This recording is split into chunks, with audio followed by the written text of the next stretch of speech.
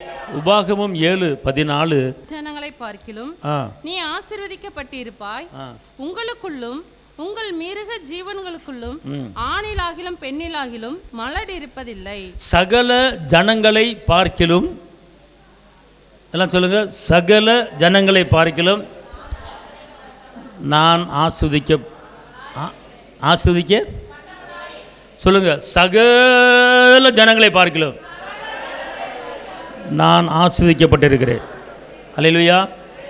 அப்போ உன் குடும்பத்தில் ஒரு வசனம் இருக்கிறது, ஒரு மிருக ஜீவனாக இருக்கலாம், எதுவுமே என்ன இல்லையா,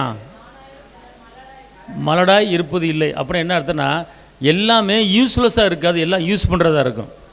அல்லேலூயா. கர்த்தருடைய இந்த வாக்கு தத்தத்தை பாருங்கள், நல்லா கவனித்து பாருங்களேன். அது யாராக இருந்தாலும் சரி, நீங்கள் பயன்படுகிற ஒரு நபராக தான் இருப்பீங்க, பயன்படாத நபராக இருக்க மாட்டீங்க, மலடியாக இருக்க மாட்டீங்க. அப்புறம் என்ன அர்த்தம்? மலட்டுத்தன்மை என்னன்னா, அதாவது உருவாகாத காரியம், நடக்காத காரியம், கிடைக்காத காரியம், விருத்தி அடையாத காரியம், அதுக்கு பேர் தான் மலட்டுத்தன்மை. ஆனால் கர்த்தர் சொல்கிறார், அப்படிப்பட்ட காரியங்கள் உன் வாழ்க்கையில், உன் சந்ததியில், உன் குடும்பத்தில் இருக்கவே இருக்காது. அல்லேலூயா சொல்லுங்க. உருவாகாத காரியத்துக்கு பேர் தான் மலட்டுத்தன்மை. ஆனால் கர்த்தர் திருப்பி இந்த வசனத்தை வாசிங்க, சகல ஜனங்களை பார்க்கிலும், சகல ஜனங்களை பார்க்கிலும் நீ ஆசீர்வதிக்கப்பட்டிருப்பாய், நான் ஆசீர்வதிக்கப்பட்டிருப்பேன், உங்களுக்குள்ளும் எனக்குள்ளும் உங்கள் மிருக ஜீவன்களுக்குள்ளும் எங்கள் மிருக ஜீவனுக்குள்ளும் ஆணிலாயிலும் பெண்ணிலாயிலும் மலடு இருப்பதில்லை, மலடியா இருப்பதில்லை. நல்லா தெரிஞ்சு கொள்ளுங்க. நீங்க வளர்க்குற ஒரு ஆடா இருக்கலாம், ஒரு மாடா இருக்கலாம், அது கூட பயன்படுகிறதா இருக்க முடியுதா கர்த்தர் உங்களுக்கு ஆசீர்வாதம் வச்சிருக்கிறாரு. அப்போ நீங்கள் வளர்க்குற ஒரு மிருக ஜீவனுக்கு, அஞ்சறிவு படைத்த அந்த மிருக ஜீவனுக்கு கூட யூஸ் பண்ணுற மாதிரி மலட்டுத்தன்மை இல்லாமல் தான் படைச்சிருக்கிறார் இருக்குது. ஆனால் நீங்கள் உங்கள் குடும்பத்தில், உங்கள் வாழ்க்கையில் அப்படிப்பட்ட காரியங்கள் இருக்காது. அப்போ ஒரு மிருக ஜீவனுக்கு அப்படி இருந்தால் நமக்கு அப்படி இருக்குமா இருக்காதா? அல்லேலூயா சொல்லுங்கள். கண்டிப்பாக இந்த வாக்கு தத்தம் நம்முடைய வாழ்க்கையில் என்ன செய்ய போகுது? நிறைவேற போகுது. எல்லாம் சொல்லுங்கள், இந்த வசனத்து மேலே கையை வச்சு சொல்லுங்கள், தேவனே இந்த வாக்கு தத்தம் என்னுடைய வாழ்க்கையில், என் குடும்பத்து வாழ்க்கையில், என் சந்ததி வாழ்க்கையில் நடப்பதாக. இதை நான் எனக்கென்று, இந்த வாக்கு தத்தத்தை எனக்கென்று நான் எடுத்துக்கொள்கிறேன். இந்த வாக்கு தத்தத்தின்படியே என் வீட்டில், என் குடும்பத்தில் நடப்பதாக. அல்லேலூயா. இந்த 1ஆம் தேதியிலே ஒரு அற்புதமான, அதிசயமான, ஆறுதலான, கேடகமான, சத்தியமான ஒரு வார்த்தைகளை வாயை திறந்து பேசுவதற்கு கற்றுக்கொள்ளுங்கள். அல்லேலூயா. இந்த 1ஆம் தேதியிலே நன்மைகளை பேசுங்க, அற்புதங்களை பேசுங்க, அதிசயங்களை பேசுங்க. அவருடைய நியாய தீர்ப்பையும், அவருடைய வாக்கு தத்தங்களையும், அவருடைய அற்புதங்களையும், அவர் அதிசயங்களையும் நினைவு கூறுங்கள். ஆமேன். எதை நீங்கள் நினைவு கூறணும்?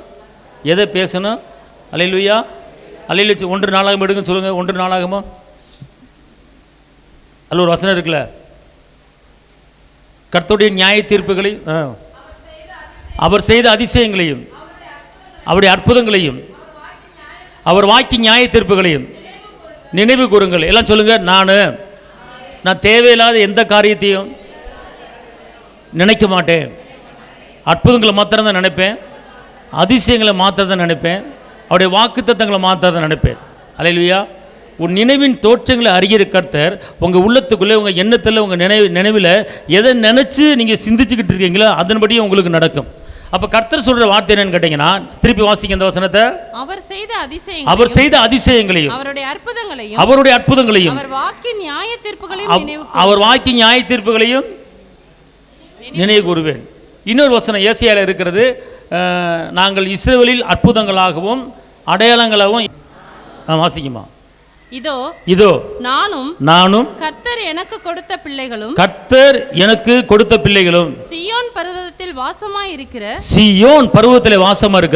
சேனைகளின் கர்த்தராலே இஸ்ரவேலில் அடையாளங்களாகவும் அற்புதங்களாகவும் இருக்கிறோம். இன்னொரு வாட்டி சொல்ல போறீங்க, உங்களையும் உங்க வீட்டில் இருக்கிற உங்க பிள்ளைகளையும் குழந்தைகளையும் எல்லாத்தையும் நினைச்சு உங்க மைண்டில், உங்க எண்ணத்தில் உங்க வீட்டை கொண்டு வந்துருங்க, உங்க குடும்பத்தை கொண்டு வந்துருங்க, உங்க பிள்ளைகளை கொண்டு வந்துருங்க. கொண்டு வந்துட்டு திருப்பி சொல்லுங்க. எல்லாம் மைண்டில் பிள்ளைகளை கொண்டு வந்துருங்க, குடும்பத்தை கொண்டு வந்துருங்க, வேற எங்கேயும் பார்த்து சொல்லாதீங்க. சொல்லுங்க, பழையபடி சொல்லுங்க.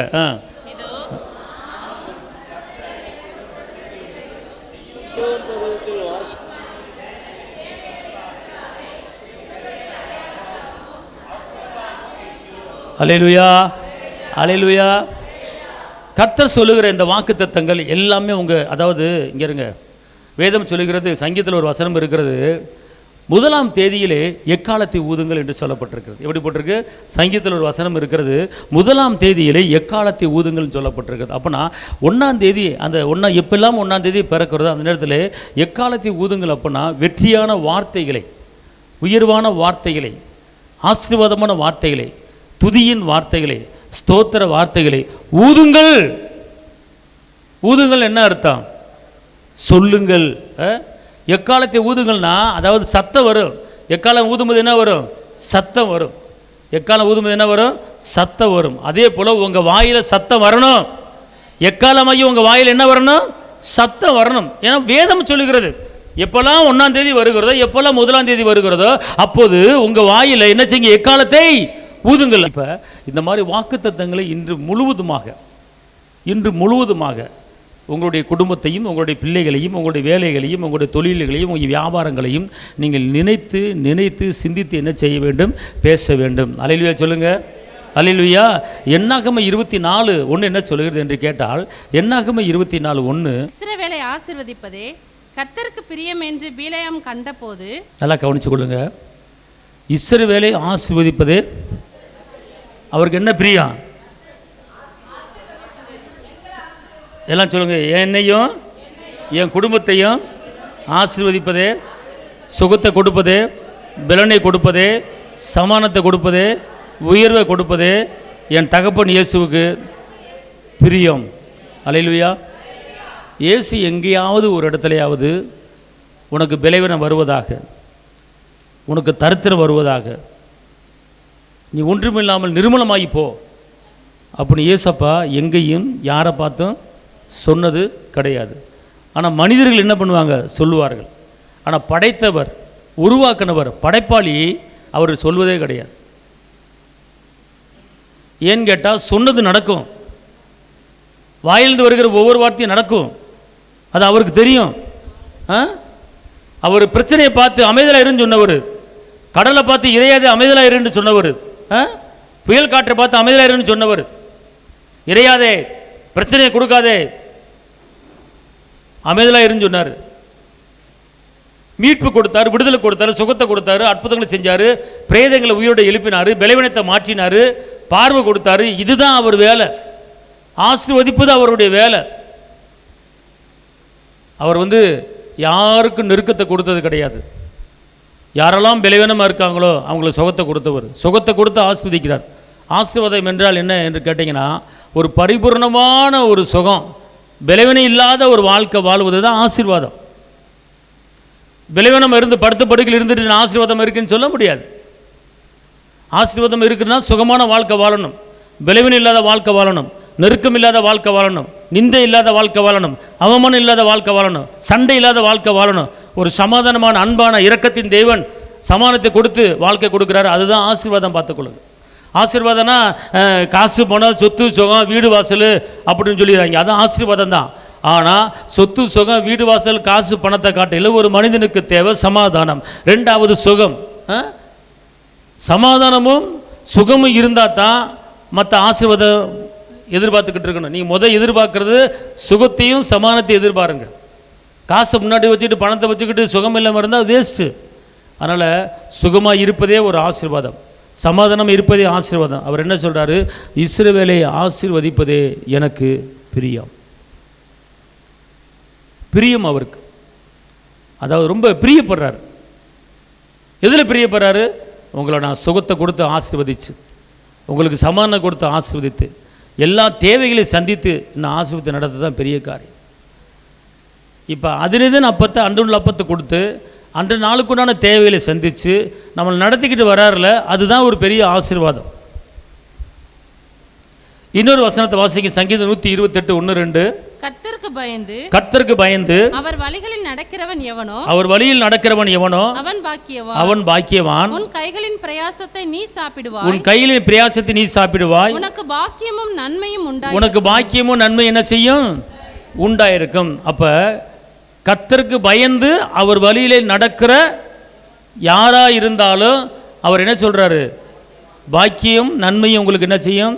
உண்டாயிருக்கும். அப்போ இப்படிப்பட்ட ஆசீர்வாதங்கள் நம்முடைய வாழ்க்கையிலே நம்முடைய குடும்பத்திலே வர வேண்டும் என்றால் உங்களுக்கு என்ன செய்ய வேண்டும் என்று கேட்டால், அவர் வழி என்று ஒன்று இருக்கிறது. அவருக்குன்னு ஒரு வழி வச்சிருக்கிறார். இந்த உலகத்தில் எத்தனையோ வழிகள் இருக்கிறது, நிறைய வழி இருக்கிறது. ஆனால் எத்தனை வழி இருந்தாலும் நான் ஒரு வழியை வச்சிருக்கிறேன், நான் ஒரு பாதையை வச்சிருக்கிறேன், அந்த வழியில் நீ வா. நீ அந்த வழியில் வந்தேன்னா நான் உனக்கு உன் குடும்பத்தில் பாக்கியமும் நன்மையும் உண்டாயிருக்க செய்வேன். அப்போது கண்ணுக்கு எத்தனையோ பலதரப்பட்ட வழிகள் தெரியும், எத்தனையோ தப்பான வழிகள் தெரியும், எத்தனையோ துக்கமான வழிகள் தெரியும், எத்தனையோ பலவீனமான வழிகள் தெரியும், எத்தனையோ அநியாயமான வழிகள் தெரியும். ஆனால் இத்தனை வழிகள் இருந்தாலும் நான் உனக்கென்று ஒரு வழி வைத்திருக்கிறேன், உனக்கென்று ஒரு பாதை வைத்திருக்கிறேன், உனக்கென்று ஒரு ரோடு போட்டு அந்த ரோட்டில் வா, என்னுடைய அடிச்சுவடை பின்பற்றி வா என்று சொல்லி உனக்கு நான் கற்றுக் கொடுத்துருக்கிறேன். அந்த வழியில் மாத்திரம் நீ வந்தேனா உனக்கு பாக்கிய நன்மையும் என்ன செய்யும்? உண்டாயிருக்கும். ஆமேன். மாத்திரமல்ல, இன்னொரு வசனம் இருக்கிறது, சகோதரர்கள் ஒருமித்து வாசம் பண்ணுவது எத்தனை இன்பமும் ஏற்றதுமாக இருக்கிறது. அங்கே நான் ஆசீர்வாதத்தையும் நான் ஜீவனையும் கட்டளிடுவேன். இங்கே வருங்க, ஜெபிக்கிறது மூலமாக ஆசீர்வாதம் வரும், துதிக்கிறது மூலமாக ஆசீர்வாதம் வரும், வேத வசனங்களை தியானிப்பது மூலமாக ஆசீர்வாதம் வரும். ஆனால் இந்த இடத்துல என்ன சொல்லப்பட்டிருக்கு அப்படின்னு கேட்டால், அந்த வசனத்தை வாசிக்க, சகோதரர்கள் ஒருமித்து இதோ சகோதரர்கள் ஒருமித்து வாசம் பண்ணுகிறது எத்தனை நன்மையும் எத்தனை நன்மையும் எத்தனை இன்பமானது. அது ஆரோனுடைய சிரசின் மேல் ஊற்றப்பட்டு அவனுடைய தாடியிலே வடிகிறதும் அவனுடைய அங்கிகளின் மேல் இறங்குகிறதுமான நல்ல தைலத்துக்கும் எர்மோன் மேலும் சீயோன் பர்வதங்கள் மேலும் இறங்கும் பனிக்கும் ஒப்பாய் இருக்கிறது. அங்கே கர்த்தர் என்றென்றைக்கும் கர்த்தர் என்றென்றைக்கும் ஆசீர்வாதத்தையும் ஜீவனையும் கட்டளையிடுவேன். இங்க வருங்க, ஆசீர்வாதம் அதாவது பல ரூட்டில் வருது, பல வழியில் வருது. ஜெபிக்கிறது மூலமாக ஆசீர்வாதம், தேவனோடு ஐக்கியம் வைத்திருப்பது மூலம் ஆசீர்வாதம், துதிப்பது மூலமாக ஸ்தோத்திரத்து மூலமாக ஆசீர்வாதம். ஆனால் இந்த இடத்துல ஆசீர்வாதம் எப்படி வருது அப்படின்னு கேட்டிங்கன்னா, ஒரு மனது மூலமாக வருகிறது. இந்த இடத்துல ஜெபம் வரல, துதி வரல, ஸ்தோத்திரம் வரல. ஆனால் என்ன வருது அப்படின்னு கேட்டால், நீ ஒரு மனதை நீ வாழ்ந்தேனா, நீ ஒரு மனமாக உன் குடும்பத்தில் வாழ்ந்தேனா, ஒரே மனதோடு உன் புருஷன் முஞ்சாதி உன் பிள்ளைய எல்லாரும் ஒரே மனதோடு நீங்கள் வாழ்ந்தீங்கன்னா அங்கே நான் ஆசீர்வாதத்தையும் ஜீவனையும் கட்டிடுவேன் அப்படிங்கிறார். பாருங்கள், ஒரு மனது மூலமாக வருகிற ஒரு ஆசீர்வாதம். நீங்கள் ஜெபிக்கிற ஆளாக இருந்து, துதிக்கிற ஆளாக இருந்து, வேதம் வாசிக்கிற ஆளாக இருந்து, ஆனால் ஒரு மனது இல்லாமல் நீங்கள் குடும்பம் நடத்துனீங்கன்னா, ஒரு மனது இல்லாமல் உங்கள் வாழ்க்கையை நடத்துனீங்கன்னா அங்கே ஆசீர்வாதம் வராது, ஜீவன் வராது. அப்போ என்ன சொல்கிறாரு? நீ ஜெபிக்கிற ஆளாக இருக்கணும், துதிக்கிற ஆளாக இருக்கணும், வேதம் வாசிக்கிற ஆளாக இருக்கணும், கர்த்தருடைய கற்பனை கட்டளை கீழ்ப்படுகிற ஆளாக இருக்கணும், கர்த்தருக்கு பயப்படுகிற ஆளாக இருக்கணும், அதோடு கூட ஒரு மனதை காத்துக்கொள்ள வேண்டும். ஆனால் ஒரு மனது இல்லாமல் வாழும்போது அந்த ஒரு காரியம் என்ன செஞ்சிருது? அந்த ஒரு காரியம் மூலமாக உங்களுக்கு அடைப்பு வந்துடுது. எப்படி ஒரு கண்ணு முக்கியமோ, எப்படி ஒரு வாய் முக்கியமோ, எப்படி ஒரு காது முக்கியமோ, எப்படி ஒரு கை முக்கியமோ, எப்படி ஒரு உடம்புக்கு எல்லா உறுப்புகளும் முக்கியமோ, அதே போல் நம்முடைய வாழ்க்கையில் ஜெபமும் முக்கியம், துதியும் முக்கியம், வேத வாசிப்பும் முக்கியம், கர்த்தருடைய ஆலயத்தில் தேவனை மகிமைப்படுத்துறது முக்கியம், அதோடு கூட ஒரு மனது முக்கியம். இந்த ஒரு மனது அடைப்பட்டால் ஆசீர்வாதம் வர்றது அது அடைக்கப்பட்டு விடும். உங்கள் குடும்பத்தில் ஒரு மனது இல்லாமல் நீங்கள் துதிக்கிற ஆளாக இருக்கலாம், ஒரு மனது இல்லாமல் கர்த்தரை ஆராதிக்கிற ஆளாக இருக்கலாம். ஆனால் அதில் ஒரு பிரயோஜனமும் கிடையாது, அதில் ஒரு யூஸும் கிடையாது. நான் ஜெபிக்கிறேன், நான் துதிக்கிறேன், ஆராதிக்கிறேன், இன்னும் என் வாழ்க்கையில் ஒரு வெளிச்சம் கிடைக்கல, இன்னும் என் ஜெபத்துக்கு பதில் கிடைக்கல, இன்னும் எதிர்பார்த்த காரியம் கிடைக்கல. அப்போ நீ சொல்லலாம், அப்போ ஏன் நடக்கலை, ஏன் எதுக்கு இந்த ஆசீர்வாதம் வரல, ஏன் ஜெபத்துக்கு பதில் வரல அப்படின்னு கேட்டால், நீங்கள் ஆராய்ந்து பார்க்கணும். என் குடும்பத்தில் எப்படிப்பட்ட ஒரு வாழ்க்கை வாழ்ந்து கொண்டு இருக்கிறேன், என் ஆவி, என் ஆத்மா சரிகிற எந்த நிலைமையில் இருக்குது, யார் இடத்துல பிரிவினை வைத்திருக்கிறேன்னா, யார் இடத்துல கசப்பு வச்சிருக்கிறேன்னா, நான் ஒரு ஆள்கிட்ட பேசாமல் இருக்கேனா என்பதை அறிந்து ஆராய்ந்து நீங்கள் அதில் மனமாற்றம் அடைந்தீங்கன்னா நீங்கள் கேட்ட காரியம் கிடைக்கும். அதான் சொல்லப்பட்டிருக்கு, ஒரு மனது இருக்கிற இடத்துல ஆசீர்வாதத்தையும் ஜீவனையும் கொடுப்பேன் அப்படிங்கிறார். இந்த அதிகாரத்தில் துதியும் வரல, ஆராதனையும் வரல, ஜெபமும் வரல. அப்போனா ஒரு காரியத்து மூலமாக ஆசீர்வாதம் குடும்பத்துக்கு வருது. எப்படி வருது? ஒரு மனது மூலமாக வருகிறது. அல்லேலூயா. இன்றைக்கி அநேக குடும்பங்களில் 3 மணி நேரம் ஜெபிக்கிறேன், 4 மணி நேரம் ஜெபிக்கிறேன், 5 மணி நேரம் ஜெபிக்கிறேன், நான் சர்ச்சுக்கு போகிறேன், கரெக்டாக இருக்கேன், எல்லாம் செய்கிறேன்னு சொல்லுவாங்க. ஆனால் சொல்லிட்டு இந்த விஷயத்தில் என்ன பண்ணுவாங்க? தவறிடுவாங்க. இந்த விஷயத்தில் என்ன பண்ணுவாங்க? கோட்டை விட்டுருவாங்க. அப்போ அந்த காரியம் வராது. அப்போ ஏன் அப்படின்னு ஆராய்ச்சி பார்க்கும்போது, நீங்கள் ஒரு மனமாக இருந்து ஜெபித்து பாருங்கள், ஒரு மனமாக இருந்து துதித்து பாருங்கள், ஒரு மனமாக இருந்து ஆராய்த்து பாருங்கள், நீங்கள் கேட்ட காரியம் ரெட்டிப்பான நன்மை தருவேன். இன்றைக்கே தருவேன். ஆமென் சொல்லுங்க. அல்லேலூயா சொல்லுங்க. அல்லேலூயா. அப்போ நல்லா தெரிஞ்சுக்கொள்ளுங்க, ஆசீர்வாதம் கொடுக்கிறவர் ஆசீர்வாதம் கொடுக்க ரெடியாக இருக்கிறாரு, ஆசீர்வதிக்க ரெடியாக இருக்கிறார். ஆனால் பெற்றுக்கொள்வதற்கு உண்டான தகுதி, பெற்றுக்கொள்வதற்கு உண்டான ஆயத்தமான காரியம் நம்மகிட்ட இருக்கணும். கர்த்தருக்கு பயப்படுகிற பயம் இருக்கணும். அநேக வழிகள் இருக்கிறது, அவருன்னு ஒரு வழியை வச்சிருக்கிறாரு. என் வழியில் வா, நான் தான் உனக்கு வழி, நான் தான் சத்தியம், நான் தான் ஜீவன், என்னை இல்லாமல் யாரும் பரலோகத்துக்கு வர முடியாது, என்னை இல்லாமல் உன்னை யாரும் ஆசீர்வதிக்க முடியாது. ஒருவேளை உலகத்தார் வந்து பூமியில் ஆசீர்வாதமாக வாழலாம், ஆனால் மரித்த பிற்பாடு எப்படி இருக்க போகிறாங்கன்னு தெரியாது.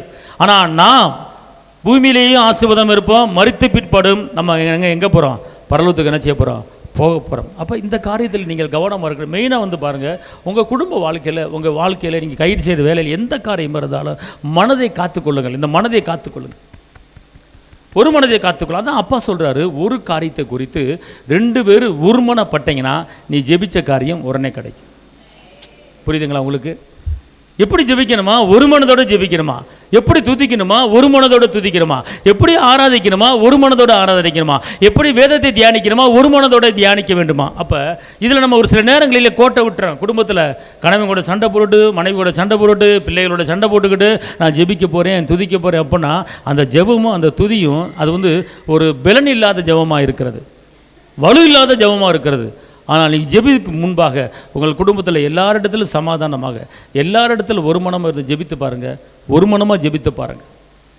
உங்கள் மனதில் ஒரு மனதை காத்துக்கொள்ளுங்கள். அதுதான் வந்து ஆசீர்வாதம், அதில் தான் உங்களுக்கு பலன்.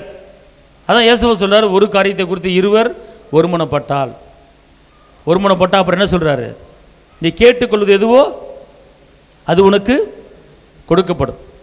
அப்போ ஏன் கொடுக்கப்படலை, ஏன் கிடைக்கலை, ஏன் வரலை அப்படின்னு கேட்டால், இங்கே நம்முடைய உள்ளத்திலே ஒரு மனது இல்லாமல் இருக்கிறது. அதனால் எப்போதுமே நீங்கள் ஜெபிப்பதற்கு முன்பாக, வேதத்தை தியானிப்பதற்கு முன்பாக, ஆண்டவரை ஆராதிப்பதற்கு முன்பாக உங்கள் மனது எல்லா இடத்திலும் சமாதானமாக இருக்கிறதா, யார் உள்ளத்திலும் கசப்பு இல்லாமல் இருக்கிறதா, ஒரு மனதை காத்துக்கொண்டு கேளுங்கள், கர்த்தர் உங்களை ஆசீர்வதிப்பார். மாத்திரமல்ல, அப்போஸ்தலர் 2:46-47 அவர்கள் ஒருமனப்பட்டவர்களாய் தேவாலயத்திலே அனுதினமும் தரித்திருந்து வீடுகள் தோறும் அப்பம் பிட்டு மகிழ்ச்சியோடும் கபடமில்லாத இருதயத்தோடும் போஜனம் பண்ணி தேவனை துதித்து ஜனங்கள் எல்லாரிடத்திலும் தயவு பெற்றிருந்தார்கள். அல்லேலூயா. இங்க பாருங்க, முக்கியமான ஒரு காரியம். இன்னைக்கு கர்த்தர் வந்து எப்படி நமக்கு அற்புதம் செய்கிறார், அதிசயம் செய்கிறாருன்னா, மனித உள்ளத்திலே தயவை உண்டாக்கி தான் என்ன செய்கிறாரு? அற்புதம் பண்ணுறாரு. அப்போ உங்களுக்கு இப்போ ஒரு வேலைக்கு போனால் அந்த அதிகாரி உள்ளத்தில் தயவு கிடைக்கணும்.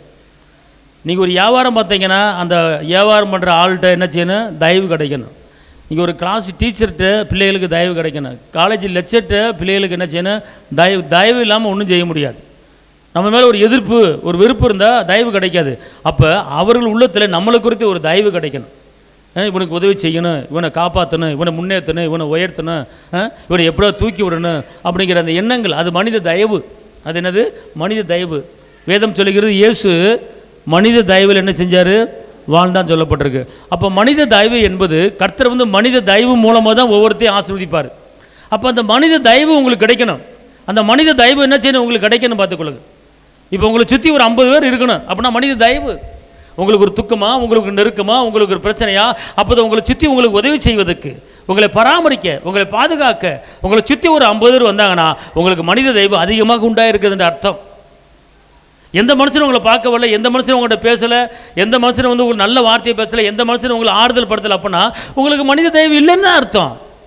நீங்கள் ஒதுக்கப்பட்ட நிலைமையில், தள்ளப்பட்ட நிலைமையில் இருக்கிறீங்கன்னு அர்த்தம். அப்போ உங்களுக்கு மனித தயவு வேணும், ஒரு ஆறுதலான ஒரு மனித தயவு வேணும்.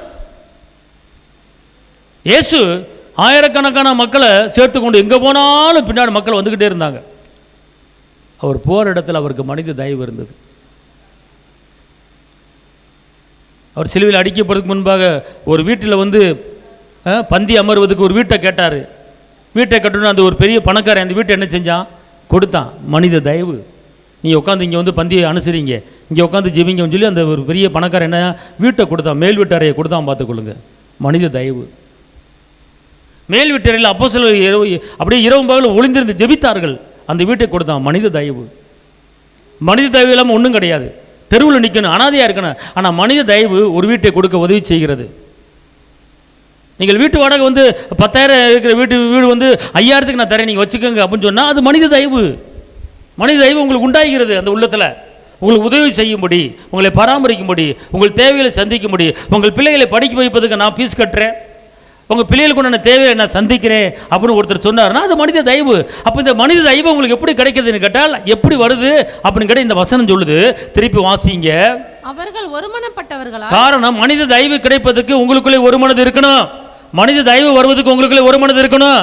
ஒருமனப்பட்டவர்களாய் தேவாலயத்திலே அனுதினமும் தரித்திருந்து வீடுகள் தோறும் அப்பம் விட்டு மகிழ்ச்சியோடும் கபடமில்லாத இருதயத்தோடும் போஜனம் பண்ணி தேவனை துதித்து ஜனங்கள் எல்லாரிடத்திலும் தயவு பெற்றிருந்தார்கள்.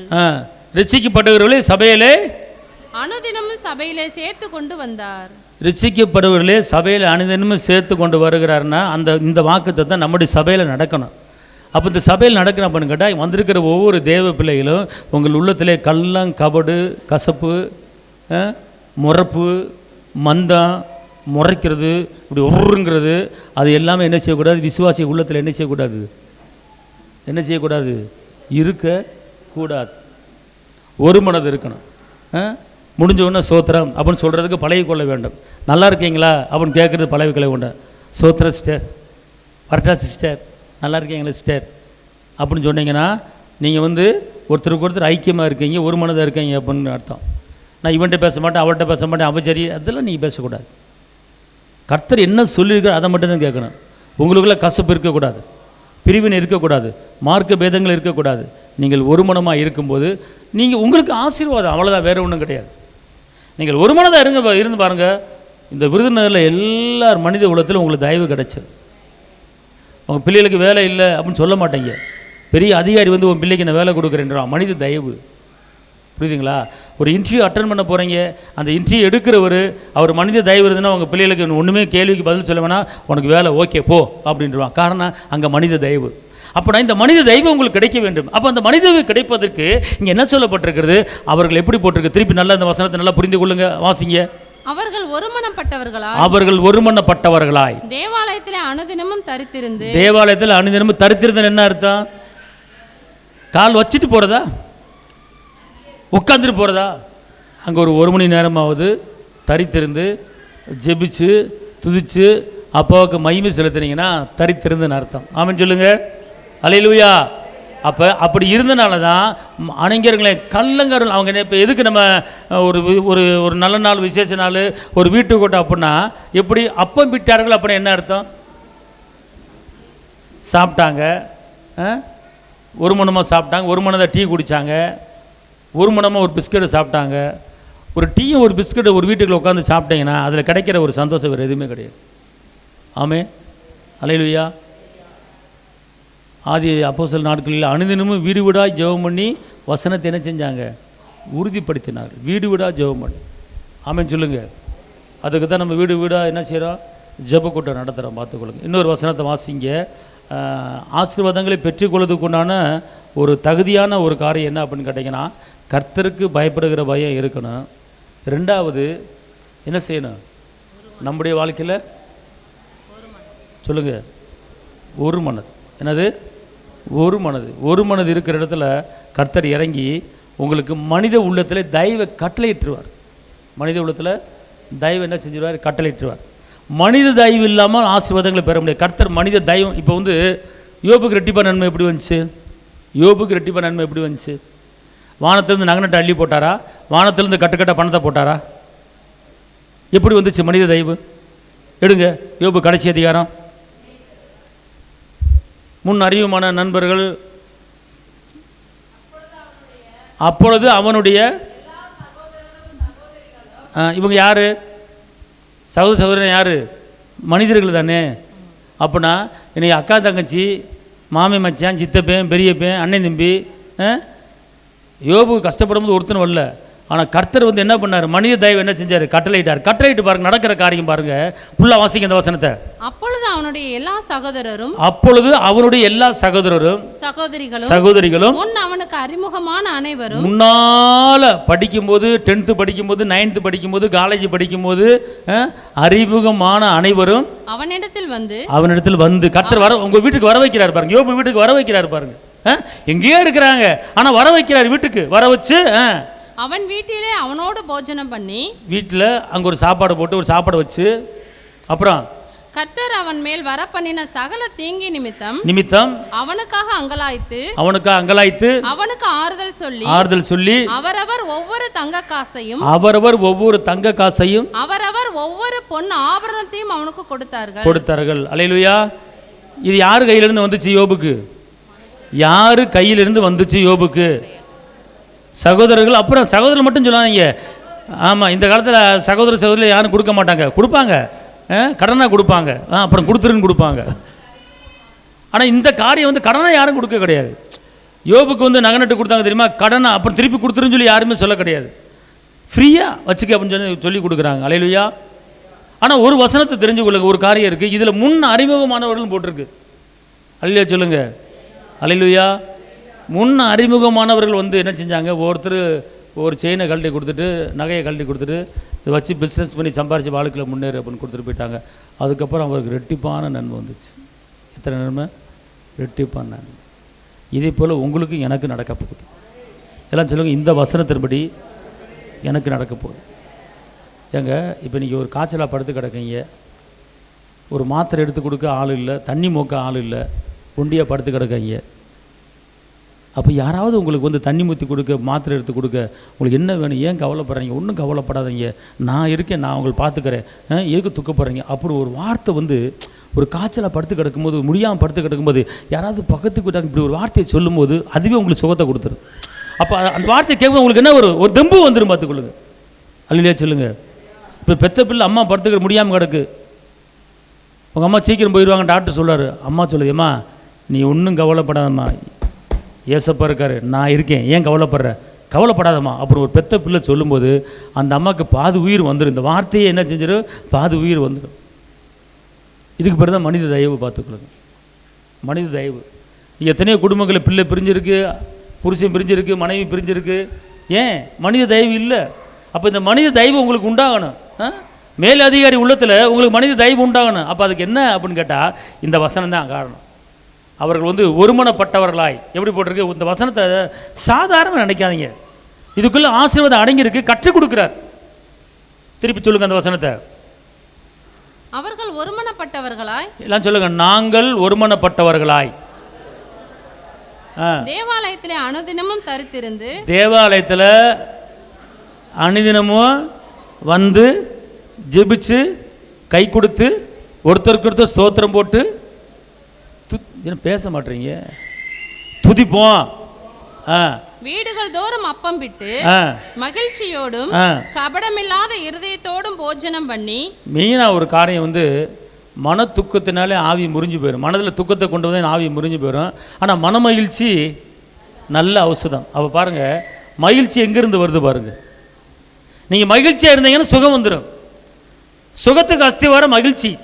ஆனால் துக்கப்பட்டீங்கன்னா, நீதிமொழி என்ன சொல்லப்பட்டிருக்கு? மன துக்கத்தினாலே இந்த உயிர் என்ன செஞ்சிடும்? முறிக்கப்பட்டு விடும். ஆனால் மகிழ்ச்சி இருக்கிற இடத்துல என்ன வந்துடும்? மன மகிழ்ச்சி நல்ல ஔஷதம். ஔஷதம் என்ன? சுகம். அப்போ இந்த சுகம் உங்களுக்கு கிடைக்கணும்னா நீங்கள் மகிழ்ச்சியாக இருக்கணும். அப்போ மகிழ்ச்சி எங்கேருந்து வருது? ஒரு மனது. இங்கே இருங்க, ஒரு மனது, மகிழ்ச்சி, சுகம். எல்லாம் சொல்லுங்கள். நான் எங்கெல்லாம் ஒரு மனமாக இருக்கிறேனோ அங்கே எனக்கு ஆட்டோமேட்டிக்காக மகிழ்ச்சி வந்துடுது. மகிழ்ச்சி வந்தவுடனே அடுத்து எனக்கு சுகம் வந்துடுது. பாருங்கள் எப்படி ஆரம்பித்து எங்கெங்கே முடியுது பாருங்கள், எப்படி கிடைக்குது பாருங்கள். எல்லாமே ஒரு மனதில் இருக்குது. சுகம் எங்கே இருக்குது? ஒரு மனதில் இருக்குது. மகிழ்ச்சி எங்கே இருக்குது? ஒரு மனதில் இருக்குது. அதனால் இந்த ஒரு மனதை காத்துக்கொள்ளுங்கள். யாரிடத்திலும் கசப்பை என்ன செய்யக்கூடாது? வைத்துக் கொள்ளக்கூடாது. யாத்திராகமம் 20:24 மண்ணினாலே பலிபீடத்தை எனக்கு உண்டாக்கி அதன் மேல் உன் ஆடுகளையும் உன் மாடுகளையும் சர்வாங்க தகன பலியாகவும் சமாதான பலியாகவும் செலுத்துவாயாக. நான் என் நாமத்தை பிரஸ்தாபப்படுத்தும் எந்த ஸ்தானத்திலும் உன்னிடத்தில் வந்து உன்னை ஆசீர்வதிப்பேன். இப்போ உன்கிட்ட வந்து ஆசீர்வதிப்பேன் அப்படிங்கிற கர்த்தர் உங்க வீட்டுக்கு வரப்போறாரு. எல்லாம் கர்த்தர் இன்னைக்கு உங்க வீட்டுக்கு வரப்போறாரு. சொல்லுங்க, கர்த்தர் இன்னைக்கு என் வீட்டுக்கு வரப்போறாரு. அப்போ இந்த இடத்துல என்னன்னு கேட்டீங்கன்னா, இந்த இடத்துல கர்த்தர் உங்க வீட்டுக்கு வர்றதுக்கு ஒரு சில காரியத்தை சொல்லி இருக்கிறாரு. திருப்பி வாசிங்க பார்ப்போம். மண்ணினாலே பலிபீடத்தை எனக்கு உண்டாக்கி அதன் மேல் உன் ஆடுகளையும் உன் மாடுகளையும் சர்வாங்க தகன பலியாகவும் சமாதான பலியாகவும். இப்ப நல்லா தெரிஞ்சுக்கொள்ளுங்க, அவர் உங்க வீட்டுக்கு வர்றதுக்கு நீங்கள் சமாதான பலி செலுத்தணும். என்ன செலுத்தணும்? சமாதான பலி. எப்படி என்றால் சமாதானத்தை கொடுத்த கர்த்தருக்கு சமாதானத்துக்காக நீங்கள் ஒரு ஆராதனையை ஏறெடுக்கணும். அதான் ஆராதனைக்குன்னு, அதாவது பழைய ஏற்பாட்டில் ஆடு மாடு பலி கொடுத்தாங்க, ஏன்னா பலி செலுத்துக்குன்னு ஒரு நேரத்தை உண்டாக்குனாங்க. அதே போல் நீங்கள் உங்கள் வாழ்க்கையில் உங்கள் குடும்பத்தில் ஆராதிக்கிறதுக்குன்னு ஒரு நேரத்தை உருவாக்குங்க, பலி செலுத்துறதுக்குன்னு ஒரு நேரத்தை உருவாக்குங்க. சமாதான பலி செலுத்தணும், சமாதான பலி செலுத்தணும். சமாதானத்துக்குன்னு ஒரு ஆராதனை, சமாதானமே வாழ்வதுக்கு ஒரு துதி சோத்திரத்தை நீங்கள் ஏற்படுத்தினீங்கன்னா கர்த்தர் சொல்கிறாரு, நான் அங்கே வந்துடுவேங்கிறார். நீ தேடி வர வேணா, நான் வர்றேன். அவர் வர்றதுக்கு உண்டான ரகசியம் என்னன்னு கேட்டால், அவர் உங்கள் வீட்டுக்கு வர்றதுக்கு உண்டான ரகசியம் என்னன்னு கேட்டிங்கன்னா, நீங்கள் என்ன செய்யணும்? பலி செலுத்தணும், சமாதான பலி செலுத்தணும். அப்படி செலுத்தும் போது கர்த்தர் வந்துடுவார். சகரியா 13:9. சகரியா 13:9. அந்த 3ஆம் பங்கை நான் அக்கினிக்கு உட்பட பண்ணி வெள்ளியை உருக்குகிறது போல அவர்களை உருக்கி பொன்னை புடமிடுகிறது போல அவர்களை புடமிடுவேன். அவர்கள் என் நாமத்தை தொழுது கொள்வார்கள், அவர்கள் என்னுடைய நாமத்தை தொழுது கொள்வார்கள். நான் அவர்கள் விண்ணப்பத்தை கேட்பேன், நான் அவர்கள் விண்ணப்பத்தை கேட்பேன். இது என் ஜனம் என்று நான் சொல்லுவேன், இது என் ஜனம் என்று நான் சொல்லுவேன். கர்த்தர் என் தேவன் என்று அவர்கள் சொல்வார்கள். அல்லேலூயா. அவர் சொல்கிறாரு, இது என் பிள்ளைன்னு சொல்கிறாரு. நம்ம என்ன சொல்லணும்? என் தேவன் என்று நான் சொல்லுவேன். அது அடிக்கடி இது எங்கள் அம்மா, எங்கள் அப்பா, எங்கள் அம்மா வந்துக்கிட்டு இருக்காங்க, எங்கள் அப்பா வந்துக்கிட்டு இருக்காங்க, எங்கள் அப்பா கொடுத்தாரு, எங்கள் அம்மா கொடுத்தாரு. சொல்கிறோமா சொல்லலையா? பிள்ளையை சொல்லலே, எங்கள் அப்பா வாங்கி கொடுத்தாரு, எங்கள் அம்மா வாங்கி கொடுத்து சொல்கிறோம்ல. ஆனால் நீங்கள் வாயை திறந்து, இந்த ட்ரெஸ்ஸு ஏசப்பா வாங்கி கொடுத்தாரு, இந்த ஆகாரம் ஏசப்பா வாங்கி கொடுத்தாரு, எங்கள் அப்பா கொடுத்தாரு, எங்கள் ஏசப்பா கொடுத்தாரு, அப்படி என்று அவரை கனப்படுத்தி நீங்கள் பேசும்போது அவர் இன்னும் அதிகமாக உங்களுக்கு என்ன செய்வார்? வாங்கி தருவார். ஆமென் சொல்லுங்கள்.